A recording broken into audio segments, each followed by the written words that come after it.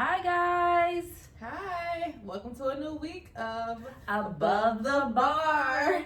Where every week we have super fun conversations, even better libations, all with a slight legal twist because we are lawyers after all. Yes. So we want you to hop in on the fun, and today the fun is wine time, wine time, wine time. Or grown-up juice, as my son would affectionately call it. So, it's been a long week. Sometimes you want to go down smoothly. And wine is a real good vehicle to do it, especially red wine. Not to mention the health benefits. Yes, I mean, hey, they say it's good for the heart, good for the blood, you know. You could also call it Jesus juice. So, you could. Grown-up juice, Jesus juice. You know. Let there be wine. Tell us, Kyra, about this wine. So today we are trying The Prisoner, which is from the Prisoner Company out in California. But the reason why I like this wine because it tastes delicious, and we'll get into that. But just first starting off with the picture on this bottle, it is actually from a series that was developed by a Spanish artist back in the 1800s. And he did a series that was inspired and was his visual protest against the brutality and the injustices of the Spanish War of Independence. This particular picture is called Le Petit Prisoner. And the Prisoner Company really just wanted to use it to show that they are not just going to stand for traditions, that they are here to kind of bend the norm and take creative risk and things like that and encourage their sippers to do the same. So the bottle is great just from the inspiration of the physical picture, and then the taste is even better. So it's a creative blend of like Zinfandel, Cabernet, Syrah, Charbonneau. I'm gonna work on that one. But it also has like cherry notes, fig. There's like boysenberry, raspberries, a lot of good stuff mixed up in it. So I highly recommend it. It's delish. Yeah, TK, I have to shout out TK with Westlaw because she first introduced this to us in a virtual happy hour with Westlaw, and we got a chance to speak to representatives at the winery, and they invited us, so I'm going to remind them. They invited us over there, but I mean, it's not the least expensive wine there is to choose, but I promise whenever I see it on sale, I run. It's well worth it. Run to it. So it's really good, really smooth. And we were just super surprised with how smooth it was. We didn't know the price at the time. But we found out the price and we still buy it. It retails typically for about $50, but you can find it on sale. But when I say it's like definitely well worth the $50, and it's like their most popular red blend. So super popular. It's been commended so many times. So it's super recognized as well. Yeah. And it kind of is the wine that built their brand because it is kind of the namesake. I don't know who was named first, the chicken or the egg, but whatever it is, the result is amazing. Yes. So hope you get a chance to tap into Prisoner wine and red blends. What can go wrong? So delicious. And hey, if there's a wine, as always, we want to hear from you. If you try this wine, let us know how you like it. If you don't like it, let us know why. Maybe you're just not a red drinker, but I guarantee if you try this, even if you're not a red drinker, it's so smooth. It's no aftertaste, which is usually what people are concerned about if they aren't red drinkers. They're trying to hop over and they're like, oh, it's kind of tastes funny on the ends.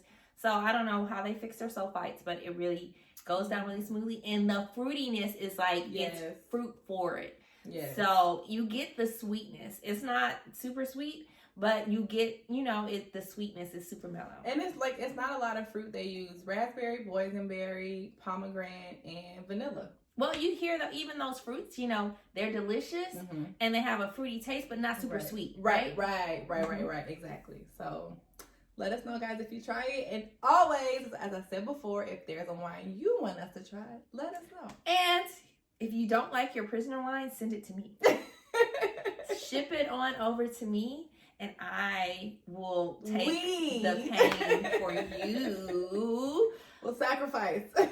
Just because I love you like that. For sure. So let's carry this injustice over and kick off our conversation. Last week we talked about the riot that happened at Capitol. I did. I got really frustrated. With those folks because they're crazy. But it's definitely an ongoing situation now, and it's led to some backlash and fallout with Trump, as it rightfully should. A lot of backlash. Mm-hmm. And I hear so many people, usually the first response, after the response that, one, Trump supporters weren't the people there. I heard that it was really Democrats that paid people to go. Really? Okay. Yes. So that was like the first kind of theory that came up. But then what I see consistently on LinkedIn, and I'm always on LinkedIn, and it's very curious to me what people's responses are, because my expectations are a little bit higher for LinkedIn than like Facebook, where people just kind of blah. I'll do professional. So. Yeah, so a little more professional, but people are really like on there with these theories, and another theory outside of they were not Trump supporters is, it's not really a theory, but it's people saying, well, here are examples of Democrats using this language, doing this, and that wasn't right. And as a parent, I really think two wrongs don't make a right. Right.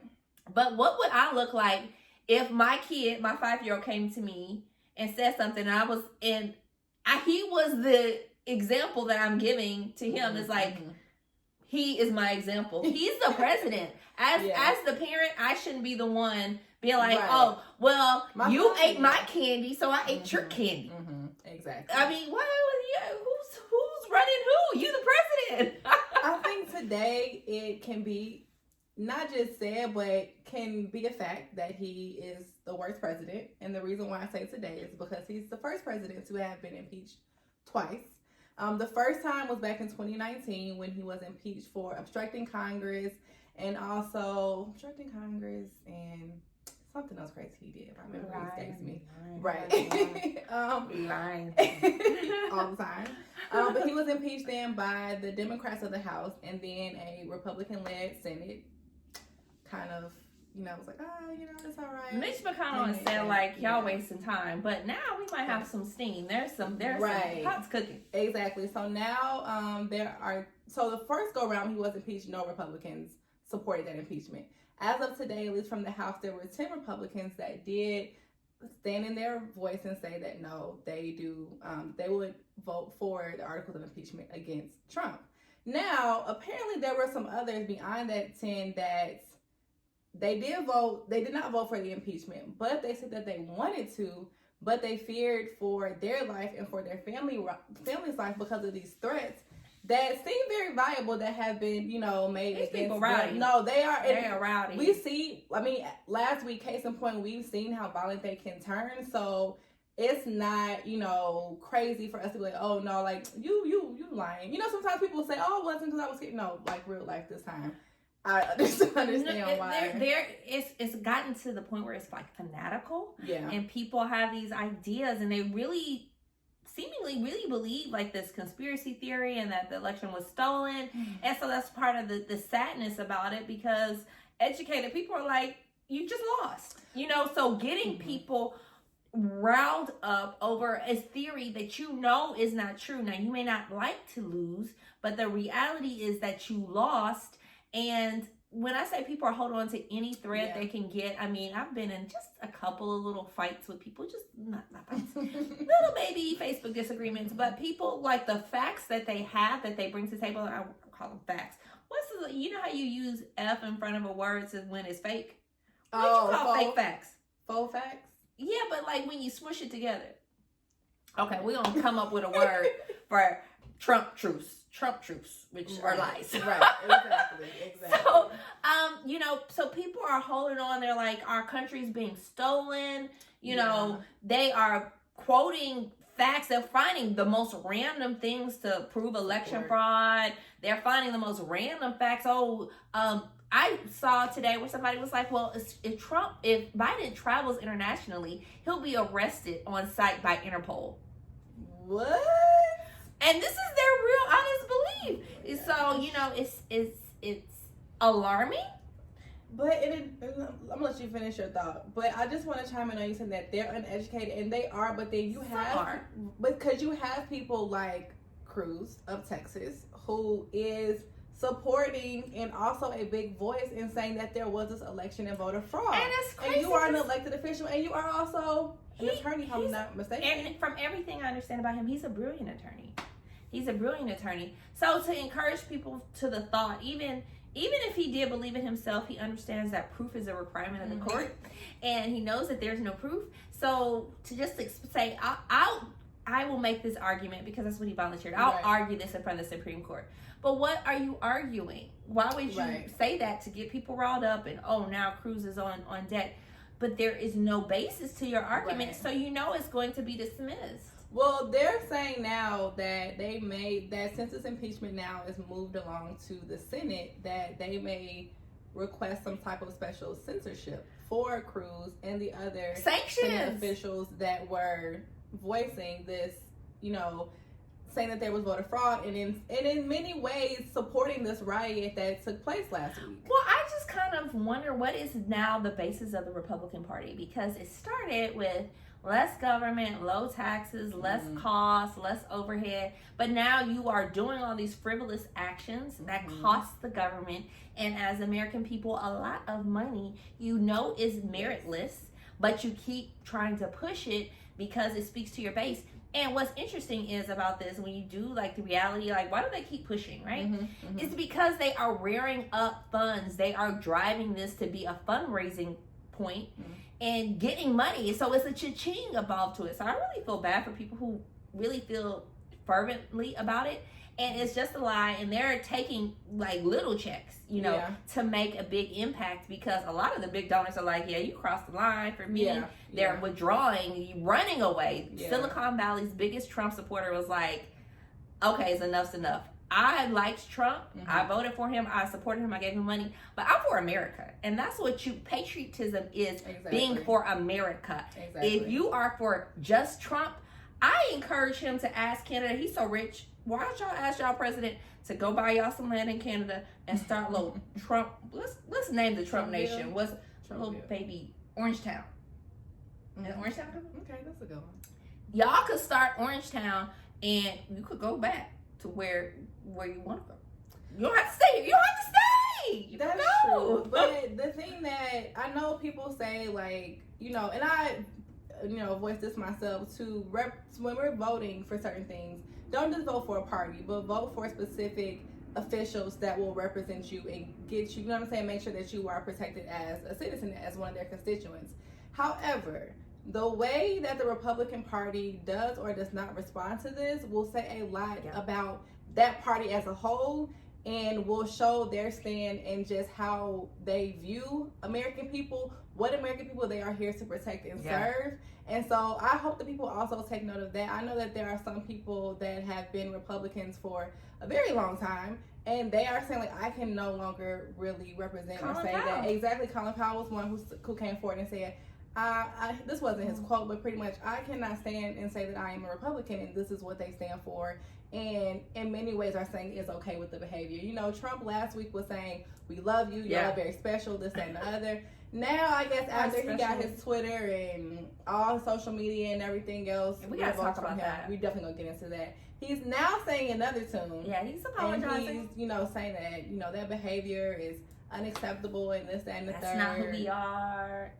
Right. So I'm just saying that the Republican Party, not just them, Congress as a whole has a lot on their plates. But I'm not mad because y'all don't be working all the time anyway. So I think all of the parties need to redefine. I would love to see a healthy third party in America, because I think too just is not representative of how a lot of us feel. Right. And so I don't really have beef with the Republican Party in general. I have seen some people really come out shining and show that they have their own opinion, and that's what I appreciate out of Republicans or Democrats. Vote for what you think is important and what represents your constituents, because in the 50 states of America, not everyone, even though you're a Republican or Democrat, maybe your constituents are more moderate, or maybe they're more liberal. Even if you're a Republican, it's your responsibility to represent your constituents and not just stand on a post talking about I'm a Republican, I'm a Democrat, and you can't cross the line. So we've seen some people and some bipartisanship, And I hope that continues. And I hope we say, irregardless of how you define yourself, let's redefine what these things mean, because let's not lie. If you say Republican Party is about, they like to say they anti-abortion, and they like to say they're more conservative, lower taxes and this and that. We know trickle down doesn't work. So who are you saying lower taxes to? Because it's not rich people. They don't pay taxes nowhere. Okay. Trump, hello, example number, exhibit A. Trump pays no taxes. Exactly. So, we have to get realistic. And when you take some of that banter out, you can start holding people accountable. And that's what we need to do as Americans. So these people thinking they're patriots, really what it reminds me of is, I try to be as PC as possible usually, but I'm going to just step into my real self. This has been an example of how white people feel like they are wronged when nothing has been done wrong to them. I'm sorry, not every white person, but certainly a lot of people marching where I'm a patriot, this is our country, this is unfair. This is not based off of facts and figures. This is based off of what one man told them. I don't see even Pence talking about there was elections. One man told you that the election was stolen, and now you get to storm the Capitol and break my shit because as Americans, we pay for it. It is our capital, not just yours. You are not a patriot, Confederate flag folks, just because you say you are. You're a patriot if you are for America. I'm going to tell you who I thought was one of the most patriotic people that was in that riot that happened, and it is Officer Eugene. I don't know if y'all have seen the clips of Officer Eugene, but as the rioters were in the Capitol and they were approaching the chambers of where congressman officials were, he put himself by himself. He was not with any other officers, and he lured the rioters to a different area away from the chamber where the congressmen were. Cheers to him. Thank you for that patriotic effort to put yourself as a sacrifice to save, to make sure that these rioters did not get to these officials, which is where they were trying to go, and who Lord knows how, worse this would have come out. Exactly. So he was one of the most patriotic people that I saw. But you know what I think, the banter aside, part of why he got these 10 votes is like, these people really felt like their lives were in danger. And so the realest way to get, I don't know if he thought these people thought they were doing his bidding or working for Trump, but the realest way to wake somebody up is make them feel like their personal life is in danger. And the fun and games is over. Exactly. I was scared. I was hiding. I felt like somebody was going to come into my office and breathe on my stuff and give me corona, because some of the Congress and congressmen do have corona after all of that. And so, if you want to wake somebody up about the rhetoric and it's harmless and he deserves to explore all his options, put their life in danger. And he was like, get him out of here. But the people chasing me. It was somebody who I was reading a statement that they made. Somebody who was in his cabinet or an official that he had hired or put in place that, they saw his true colors and they left. But he said that, to your statement of saying that people don't really know until they're in that position where it affects them. He said, I didn't really realize how crazy Trump was until I got close and personal to him.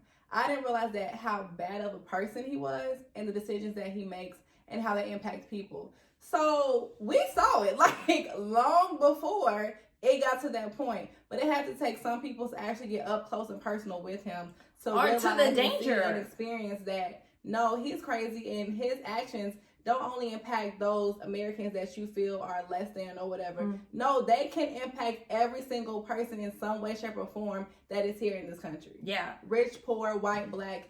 At this point, it's everybody. Nobody's untouchable. But y'all tell me this. How do you feel about the defectors? I saw AOC. She talks about okay, it's too little too late. Lots of people are leaving. Lots of his cabinet has left. And they're saying, I just can't take it. I don't encourage violence. I don't, want to siege on the Capitol. And they're leaving their position, really leaving these jobs unfulfilled until Biden and his cabinet step in on the 20th. Which is, when you're at the top of an organization, You know, if I left my house for 2 weeks and said nobody's in charge, I don't know. Well, who knows? You know, it might work, it might not. Now, mind you, this is a machine, so one person alone doesn't close out the thing. But this behavior is not new. No, he's encouraged people to do all sorts of stuff in his behalf, in his name, for his honor, for his ego. Right. And so, how do you guys feel? How do you feel, Kyra? Is it too late? Or is it too late to say, "Oh my gosh, you're so dangerous"? When but the clues was here from like A to W, and now you get to Z, and you're like, what? Right before the inauguration, exactly. So I don't think that it's too little, too late because of the repercussions that can happen if he is impeached. And the fact that, so first they have to vote for him to actually be impeached. Then there has to be another vote for him to not be able to run again for another term sometime in the future. God forbid that ever happen. But I do think that there's accountability that needs to take place with regards to Trump and his behavior. And I also think that we as America needs to look at how we let this happen. Not just from the event itself, but just the build up to this point in history and how we can deter this from happening, hopefully ever again. But I think that there's a lot to be learned. And so I think that if nothing else, that we need to go through the process and figure this out. And also, he needs to be held accountable. Like, that to me is not. He's probably never been held accountable in his whole life. Hell no. But let's tell me how he yeah, definitely. So, in case you're like, what's the point of impeachment? You're talking about like reducing funds and saving money. What's the point? He's not going to be president in a couple of days anyway. So, there are some withdrawals of benefits if you are successfully impeached, including you lose your $200,000 a year pension. Yep. For being the president. You lose the $1 million travel allowance you have as a former president. You lose the Secret Service protecting you. And we know, even from the city that Mar-a-Lago lives in, even from the city of El Paso, traveling as a president and having that whole detail can be very, very expensive. And if we are footing the bill as Americans, you know, and he travels a lot, you know, so that is all the things that he stands to lose, in addition to not being able to run again in the future. Now, I have a very, very respected law professor, Professor Corn, who said, look, you are only going to increase his legend by impeaching him. Maybe you just prevent him from running again, but these zealots, these people who are so passionate and want to throw themselves and die for Trump, are only going to be more... have a continued feeling like my president was snubbed, they didn't do this, you know. Especially if hypothetically he does not get impeached and the Senate does not support and vote for this impeachment. Then I think what type of I think so too, but let's say hypothetically that does not happen, then what type of life does that breathe into his, you know, crazy minions and what they believe and how they respond to that? I mean, I know a lot of states are protective and nervous about their own specific capitals and what may happen on, you know, the day of the inauguration. Well, and Republicans are safe either. They're mad at everybody. Exactly. Which is why I encourage them to start their own country. They're also mad at Canada or Alaska, someplace fabulous like that. Yeah. But what's crazy to me is like saying that they're mad at everybody, and my heart goes out to the officer that lost their life at Capitol Hill, but y'all were the same ones that were saying Blue Lives Matter. And just to show like that they turn on the people that they were trying to advocate for. So the one that makes me feel like y'all advocating for them was never intentional or never pure. Y'all were just saying something to speak against Black Lives Matter. Not that you were even really in support of Blue Lives. I'm not saying that all of them were, but y'all get my point. Because the Blue Lives were supposed to be on their side. So, who was it? Joy Reid made a good point. You know, it was like the thought process is, this is my America. This is my capital. Those are my police. So anybody who's against me is a naughty policeman, and he doesn't deserve that role, that position, because you work for me. And that means if you want to go arrest somebody, arrest these Republicans who don't do it, or these Democrats because they broke the law. But you can't arrest me and do something to me because I'm a patriot. Now, what does that mean? It's the same way I felt like there was a grasp, and, you know, there's this drastic difference between Colin Kaepernick and his protest that was so appalling. How dare him take a knee and not place his hand on and disrespectful to the country and the American flag and our soldiers who fight overseas for that's what they fight and die for. And so there is this drastic difference in that peaceful protest. But when they feel like they're the patriots, they're the one fighting for some rights, then they have full reign to do whatever. Go in people's office, put the COVID juice on their desk, take their podiums. They have the right to do everything. But then when it comes down to the real, and so this is why you should always check yourself in your mind. This is why I say to people, when you get rowdy at a club and somebody says something to you and you are tempted to like pop off, like assess and reassess. Assess the person you against and assess yourself. Like we have the Q shaman. The man, he was up there, he was waving his flag. He was in his shaman outfit in the cold. It was cold. It was like 30 degrees. He's in his shaman outfit waving the flag. America, I'm a patriot. But he got in that jail and I think he reassessed. So apparently he now is hungry if he hasn't eaten, because earlier this week he still had eaten because his mama was so concerned. And his attorney. And crying because he only eats an organic diet. And apparently he didn't know that in jail ain't no organic diet. Bologna's organic. Bologna is made of things. So it's just that, like, you broke the law. Like, you were in clear violation of so many different laws. You are now incarcerated for it, but you don't want to eat because it's not organic.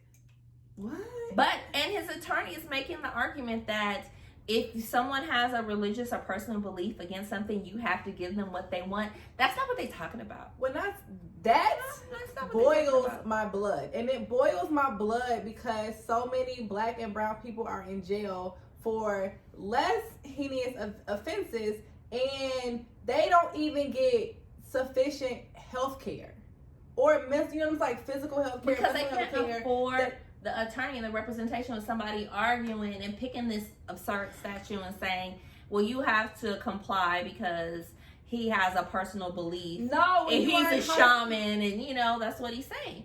So it's just like the crybaby. It's not a proper assessment of how about it you are. I always tell people after the election, my friend said, "Oh, be careful. People might be coming through." I said, "Well, ain't nobody that about it. Ain't nobody about to come around here." And if they do come around here, if they come in here, Did you see that video clip where some protest rioters pulled up on a block in DC, and I guess it was a black majority people live there, and I'm gonna call him Unc because he sounds like somebody uncle. You don't see him, you just hear him. And he just like, man, don't come right here with that bullshit. You need to take your car on over there. Like, don't even park there. He like, you don't want these problems. He's like, not over here, not on my block, not with that nonsense. Go take your car and park somewhere else. And they sure enough was like, oh, we don't want to smoke. And they went and parked somewhere else. That's a proper assessment. Right. But people are making all sorts of improper assessments. And then when they come to the repercussions, because they think, oh, well, I'm having my way. This reminds me. So Flint. Oh, yes. So just like the Flint water, it has gone on for years and years and years. People in Flint still don't have drinkable water. Not even just drinkable. You can't even use it. You're outside trying to harvest rain and snow and stuff. But the governor is getting a good surprise on his desk. Michigan is finally planning to charge him with what happened with the Flint, Michigan criminal. Water. So he's up against criminal charges. I'm trying to figure out what took so long, but better late than never. We will definitely be keeping you guys abreast of what happens with that as it unfolds.